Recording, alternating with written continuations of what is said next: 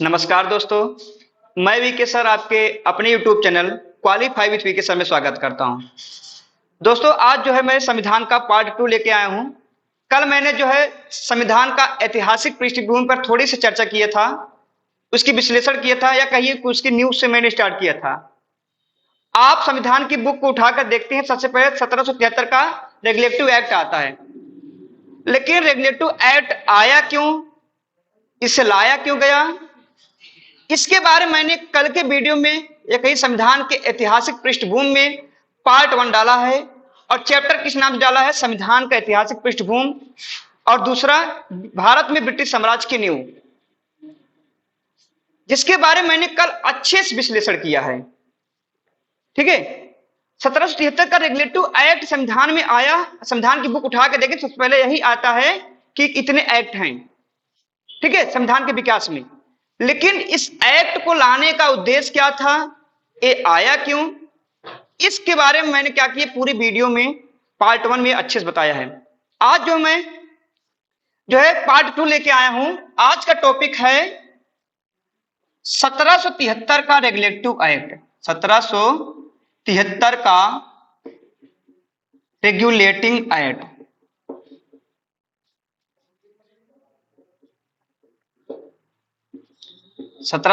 का regulating act. लेकिन आप इस एक्ट के बारे में जानने से पहले इतना जान लीजिए। देखिए दोस्तों, 1765 से लेकर 1772 के मध्य बंगाल में द्वैध शासन प्रणाली प्रचलित थी। द्वैध शासन प्रणाली का मतलब होता है कि शासक कोई और होगा, ठीक है, या कई शासन प्रणाली दो भागों में बटी होगी। जैसे बंगाल में क्या था कि नवाब के हाथों में जो है फौजदारी मामला था, और जो है कंपनी के हाथों में क्या था, जो है प्रशासनिक मामला था, राजस्व मामला था। वह दो शासन प्रणाली थी। जब 1765 से 72 के मध्य जो है दो शासन प्रणाली की शुरुआत हो गई, तो क्या हुआ कि ये जो कंपनी थी, एक कंपनी ससुरी ने क्या की कि जो बंगाल में प्रजा रहती थी, जनता रहती थी, उनसे मनमाने ढंग से कार्य कराने लगी।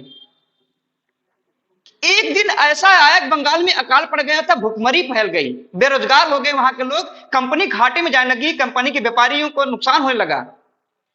उन्होंने क्या किया, ब्रिटिश संसद से उसकी शिकायत की कि जो है कंपनी अब जो है मनमाने ढंग से भारत में कार्य कर रही है, आपके लिखित नियमों के अनुसार नहीं चल रही कुछ उसका। तब कंपनी ने क्या किया कि जो है ब्रिटिश संसद ने क्या किया, कंपनी पर अंकुश लगाने के लिए, रोक लगाने के लिए एक नियम कानून लाया, जिसे हम कहते हैं 1773 का रेगुलेटिव एक्ट। ठीक है, आइए इसी के बारे में अच्छे से देखते हैं। देखिए, पहला सबसे पहले अगर कोई भी चीज है, अगर आप कुछ भी पढ़ रहे हैं, सबसे पहले उसका रीजन जानिए। अगर लेटेस्ट वर्तमान में चल रहा है कि इजराइल और फिलिस्तीन के मध्य युद्ध चल रहा है, तो उसके पीछे भी उसका रीजन है। जब तक आप कारण को नहीं जानेंगे, तब तक जो है वास्तविकता से परिपक्व नहीं होंगे। तो पहला रीजन क्या था, इसको 1773 रेगुलेटिव एक्ट का पहला रीजन क्या था, रीजन ये था कि द्वैध शासन प्रणाली का समाप्त, द्वैध शासन प्रणाली की समाप्ति, पहला रीजन था। ठीक है, 1773 का रेगुलेटिव एक्ट आया, इसका उद्देश्य क्या था, द्वैध शासन प्रणाली को समाप्ति। ठीक है, अब इसमें क्या क्या रखा गया है, 1773 रेगुलेटिव एक्ट के तहत क्या क्या रखा गया है, आइए देखते हैं। पहला कि द्वैध शासन प्रणाली को समाप्त करके, ठीक है, द्वैध शासन प्रणाली को समाप्त करके बंगाल का एक गवर्नर जनरल बनाया गया। बंगाल का गवर्नर जनरल का एक पद दिया गया, और इस पद पर किसको रखा गया, Lord Warren Hastings. Lord Warren Hastings Bengal के पहले गवर्नर जनरल कौन हुए, लॉर्ड वारेन हेस्टिंग्स। इन्हें 1773 के रेगुलेटिव एक्ट के द्वारा जो है बंगाल का प्रथम गवर्नर जनरल का पद दिया गया। इन्होंने क्या किया, बंगाल में, ठीक है, इन्होंने क्या किया, बंगाल में नवाब के शासन को समाप्त करके सीधे शासन करने लगे। ठीक है, दूसरी चीज 1773 का रेगुलेटिव एक्ट क्या है, देखिए, यह पहला कंपनी के शासन द्वारा, यह कंपनी के शासन के लिए पहला लिखित संविधान था। पहला लिखित संविधान था। कंपनी शासन के नियंत्रण के लिए ब्रिटिश संसद द्वारा लाया गया पहला लिखित संविधान क्या था? 1773 का रेगुलेटिंग एक्ट। ठीक है, कंपनी के शासन के नियंत्रण के लिए ब्रिटिश संसद द्वारा लाया गया पहला लिखित संविधान क्या था? 1773 का रेगुलेटिव एक्ट। इस एक्ट का उद्देश्य क्या था? द्वैध शासन प्रणाली को समाप्त करना और कंपनी में हो रहे मनमाने ढंग के कार्यों को क्या करना? नियंत्रण रखना। दो कार्य।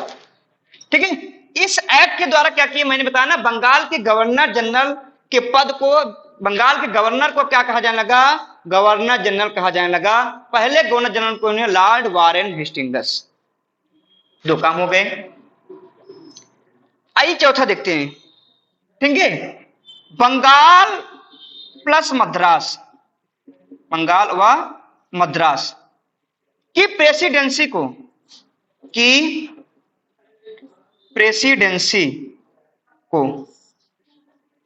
कलकत्ता के अधीन कर दिया गया। कलकत्ता के अधीन कर दिया गया। बंगाल प्लस मद्रास की प्रेसिडेंसी को क्या कर दिया गया? कलकत्ता प्रेसिडेंसी के अधीन कर दिया गया। तीन काम हुआ। पांचवा देखिए, कोलकाता में एक सुप्रीम कोर्ट की स्थापना हुई। 1774 में कोलकाता में सुप्रीम कोर्ट की स्थापना। कोलकाता में सुप्रीम कोर्ट की स्थापना। ठीक है, सुप्रीम कोर्ट की स्थापना में 4 सदस्य थे। कितने? 4 सदस्य थे। ठीक है, एक मुख्य न्यायाधीश, एक मुख्य न्यायाधीश, ठीक है, मुख्य, एक है मुख्य न्यायाधीश और 3 सदस्य। ठीक है, मुख्य न्यायाधीश के पद पर कौन था? Elijah Impey. तथा 3 सदस्य कौन थे? हाइडा, चैम्बर्ग और लिमिट्सर। ये 3 सदस्य थे। ठीक है, आगे देखिए 1773 रेगुलेटरी एक्ट में और क्या जिक्र था? आगे देखिए, इसमें और क्या बातें रखी गई? जैसे कंपनी के सेवकों को, जो कंपनी के सेवक हैं, कंपनी के सेवकों को निजी व्यापार करने पर रोक लगा दिया गया। निजी व्यापार पर क्या कर दिया गया? रोक लगा दिया गया। ठीक है, अगला देखिए छठा कार्य, तथा भारतीयों से रिश्वत लेने पर भी रोक लगा दिया गया। भारतीयों से रिश्वत लेने पर भी क्या कर दिया गया? उन्हें रोक लगा दिया गया।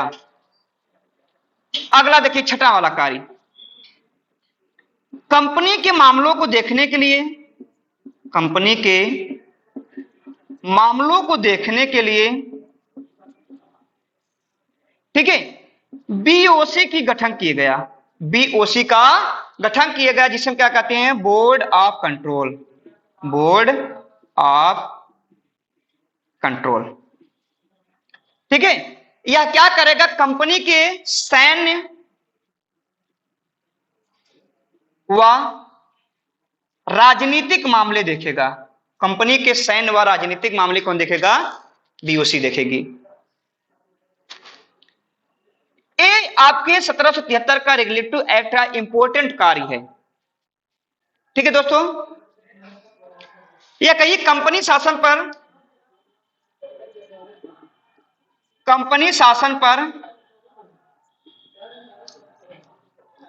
ब्रिटिश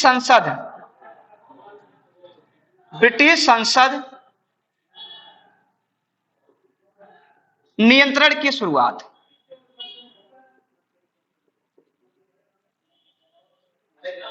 ठीक है, कंपनी के शासन पर ब्रिटिश संसद की नियंत्रण की शुरुआत हो गई। आइए फिर देखते हैं दोस्तों।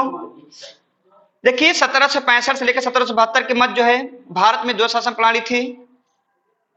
द्वैध शासन प्रणाली में कंपनी क्या करती थी, भारतीयों से मनमाने ढंग से कार्य कराती थी, उन पर अत्याचार करती थी।